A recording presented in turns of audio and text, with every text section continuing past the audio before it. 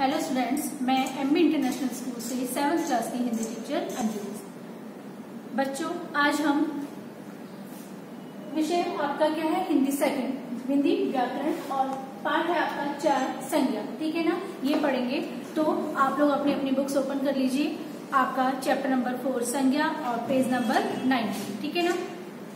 तो प्लीज अपने बुक्स में ध्यान दीजिएगा। सबसे पहले आपको दिया है, जब हम आपस में बातचीत करते हैं तो अनजाने में संज्ञा शब्दों का प्रयोग करते हैं। जब हम आपस में क्या कर रहे हैं? बात कर रहे हैं, तो जाने अनजाने हम क्या कर रहे हैं? इसमें संज्ञा शब्दों का प्रयोग कर रहे हैं। ठीक है ना?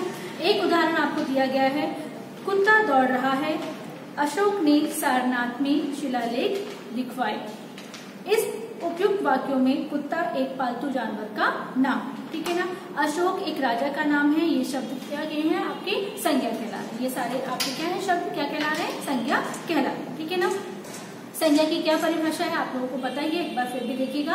जो शब्द किसी व्यक्ति, वस्तु, स्थान, प्राणी एवं भाव का बोध कराते हैं वो क्या कहलाते हैं? आपकी संज्ञा कहलाते हैं। जो शब्द क्या है? किसी व्यक्ति, वस्तु, स्थान, भाव या प्राणी का बोध करा रहे हैं वो आपकी संज्ञा कहला रहे हैं। ठीक है ना? जैसे आपको उदाहरण में दिया हुआ है, कबीर गेंद खेलता है। कौन खेलता है? कबीर। कबीर क्या है? आपका संज्ञा। उदयपुर एक सुंदर शहर है।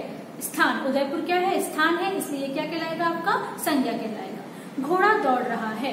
घोड़ा क्या है? आपका संज्ञा है। ठीक है ना? और बुढ़ापा दुखों का घर है।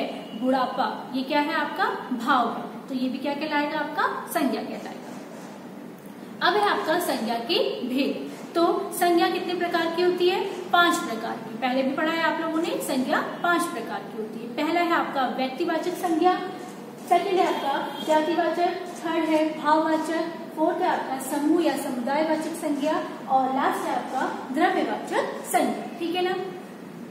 तो सबसे पहले आपको व्यक्तिवाचक संज्ञा के बारे में बताया गया है। राम अयोध्या के राजा थे। इस वाक्य में राम क्या है? व्यक्ति है, तथा अयोध्या क्या है? स्थान का नाम है। ठीक है ना? इस प्रकार के विशेष नाम वाले संज्ञा शब्दों को क्या कहते हैं? व्यक्तिवाचक संज्ञा कहते हैं। जिस संज्ञा शब्द से किसी एक व्यक्ति, वस्तु अथवा स्थान विशेष का बोध होता है वो व्यक्तिवाचक संज्ञा कहलाती है। जैसे सीता, दिल्ली, लाल किला, हिमालय आदि, ये सब आपके क्या है? व्यक्तिवाचक संज्ञाएं हैं। सेकंड है आपका जातिवाचक संज्ञा। जाति, नाम से पता चल रहा है कि जाति। अब देखिए इसमें बिल्लियां दौड़ रही हैं, तो बिल्लियां क्या करा रही हैं? अपनी जाति का क्या करा रही है? यहाँ पर बोध करा रही है, वो हमें बता। ठीक है ना? इन वाक्यों में बिल्लियां शब्द से किसी विशेष बिल्ली का ज्ञान नहीं हो रहा है, बल्कि इससे क्या है? उनकी समस्त जाति का बोध हो रहा है। ठीक है ना? अब पेज नंबर 20 पे देखिए, जातिवाचक संज्ञा की परिभाषा। जिस संज्ञा शब्द से एक जाति के सभी पदार्थों का बोध होता है। क्या कहा गया है? कि जिस संज्ञा शब्द से एक जाति के सभी पदार्थों का बोध होता है वो क्या कहलाता है? आपका जातिवाचक संज्ञा कहलाता है। जैसे बालक, पर्वत, देश, पुस्तक, स्त्री, मनुष्य आदि, ये सब क्या है? जाति का क्या करा रहे हैं? बोध करा रहे हैं। थर्ड है आपका भाववाचक संज्ञा। इस तालाब में गहराई अधिक है।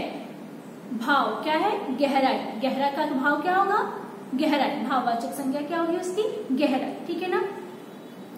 इस वाक्य में गहराई शब्द से न तो किसी व्यक्ति विशेष का बोध हो रहा है और न ही किसी जाति का, बल्कि इससे क्या हो रहा है? तालाब की दशा का ज्ञान हो रहा है कि वो कितना गहरा है। ठीक है ना? इसे ही हम क्या कहते हैं? भाववाचक संज्ञा कहते हैं। भाववाचक संज्ञा की परिभाषा देखो, जिस संज्ञा शब्द से पदार्थों की गुण, दोष, धर्म, व्यापार, दशा, अवस्था आदि का बोध होता है वो आपकी भाववाचक संज्ञा कहलाती है। जैसे ऊंचाई, लंबाई, गहराई, ईमानदारी, खटास, मिठास, मनुष्यता, मोटापा, बड़प्पन, बुढ़ापा, थकान, चंचलता, ये सारे आपके क्या है? भाववाचक संज्ञाएं। ठीक है ना? क्या है ये? भाववाचक संज्ञाएं। नेक्स्ट देखो, समूहवाचक संज्ञा। समूह या समुदायवाचक संज्ञा। ठीक है ना? कक्षा में विद्यार्थी बैठे हैं। कक्षा में क्या है? विद्यार्थी बैठे हैं, तो उनका क्या है? विद्यार्थियों का एक समूह, एक समुदाय है, यानी एक से अधिक विद्यार्थी कक्षा में बैठे हैं, उपस्थित हैं। ठीक है ना?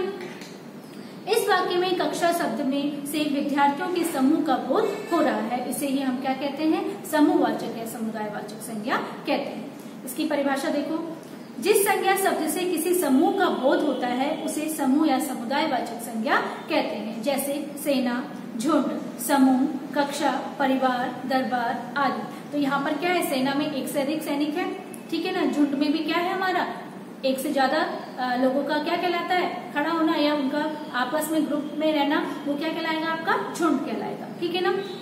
कक्षा में क्या है, एक से अधिक विद्यार्थी हैं, तो वो उनका क्या कहला रहा है, समूह कहला रहा है। तो ये क्या कहलाएगा, आपका समूह या समुदायवाचक संज्ञा कहलाएगा। नेक्स्ट है आपका द्रव्यवाचक संज्ञा। अब देखो, मेरे आभूषण सोने के हैं। इस वाक्य में सोने शब्द से धातु का बोध हो रहा है। किसका बोध हो रहा है, धातु का, ठीक है। इसे ही द्रव्यवाचक संज्ञा कहते हैं, ठीक है। अब देखो, सोना क्या है, आग में क्या होता है, वो पिघलता है, तभी हमारे आभूषण बनते हैं या अन्य जो क्या है गहने बनते हैं। तो ये क्या है, आपका द्रव्य है, यानी वो क्या हो रहा है, पिघल रहा है। द्रव्यवाचक संज्ञा की परिभाषा आपको दी गई है। जिस संज्ञा शब्द से किसी धातु, पदार्थ अथवा द्रव्य का ज्ञान हो वो क्या कहलाता है, आप द्रव्यवाचक संज्ञा कहलाते हैं। जैसे सोना, चांदी, तांबा, घी, तेल, पानी आदि, ये सब क्या है, आपकी द्रव्यवाचक संज्ञा है। द्रव्य, तरल पदार्थ, जैसे घी आपका, तेल, पानी, ये सब क्या है, आपके द्रव्य है, तरल पदार्थ, ठीक है ना। तो ये क्या कहलाते हैं, आपकी द्रव्यवाचक संज्ञा कहलाते हैं। अब है आपका भाववाचक संज्ञाओं का निर्माण।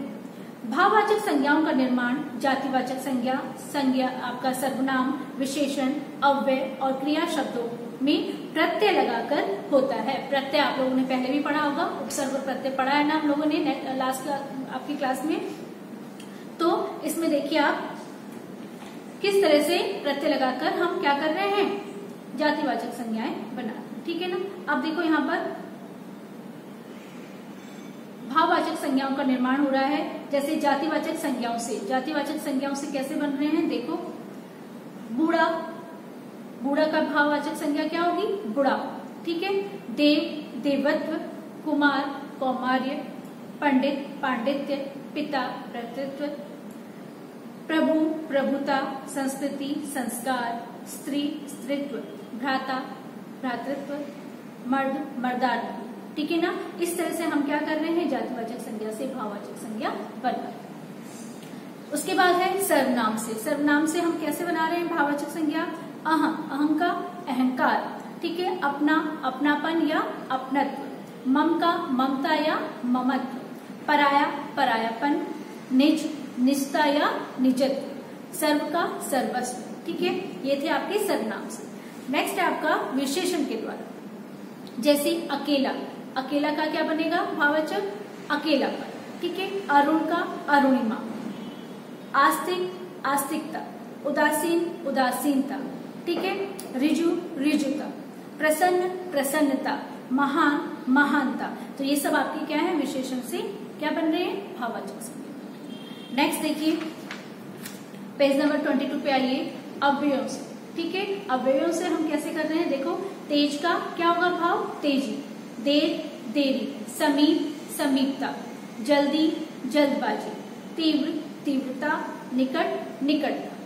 उसके बाद है आपका 5th नंबर पे क्रियाओं के द्वारा, ठीक है ना। क्रियाओं से हम क्या कर रहे हैं, भाववाचक संज्ञा बना रहे हैं। काटना, कटाई, पढ़ना, पढ़ाई, सींचना, सिंचाई, खोजना, खोज, चकराना, चक्कर, डरना, डर आदि। ये सारे आपको क्या दिए गए हैं, उदाहरण दिए गए हैं कि किस तरह से हम क्या कर रहे हैं, क्रियाओं से भाववाचक संज्ञा बना रहे हैं, ठीक है ना। तो ये छोटा सा चैप्टर आपको समझ में आया होगा कि संज्ञा किसे कहते हैं, संज्ञा के कितने भेद हैं।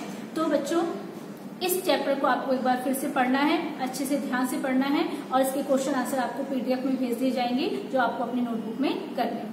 Thank you.